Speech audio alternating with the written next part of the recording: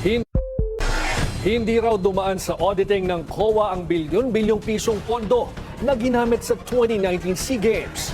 Ayon kay NBI Director Melvin Matibag, may aligasyon din umano na nagpasok ng pondo rito si dating Pangulong Rodrigo Duterte. Sinisilip din ng ahensya ang posibleng paglabag ni Senator Alan Peter Cayetano sa anti-dummy law Malanapoles pork barrel scam kung ituring ni NBI Director Melvin Matibag ang unliquidated funds na pumasok sa Philippine Southeast Asian Games Organizing Committee o FISGOC noong 2019 dahil pondo ng pamahalaan ang ibinuhos sa isang privately formed non-government organization gaya ng FISGOC, dapat ay dumaan ito sa auditing process ng Commission on Audit.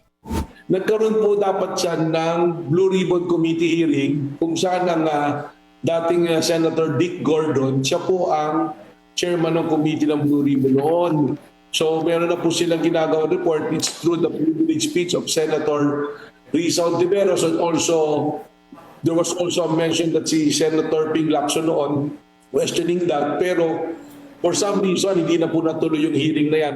Batay sa mga ulat, aabot sa 7.5 billion pesos na pinagsamang public funds at private donations at sponsorships ang pondo para sa 2019 SEA Games. At noong 2020, napuna na rin ng COA ang 2.2 billion pesos na umano'y unliquidated funds na inilaan ng pamahalaan sa FISGOC. Pati na rin ang mahigit 500 million pesos na napunta naman sa Philippine Olympic Committee o POC.